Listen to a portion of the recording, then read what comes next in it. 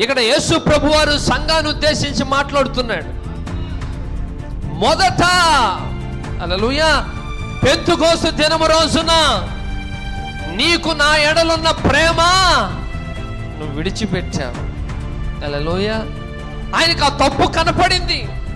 ఆయన గమనించాడు, గమనించి గుర్తించాడు. ఎందుకంటే హృదయాల్ని పరిశోధించే దేవుడు ఆయన.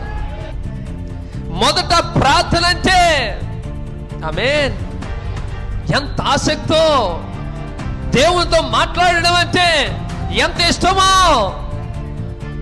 ప్రార్థించకుండా నువ్వు లేచేవాడివి కాదు, ఏ పని చేసేదానివి కాదు.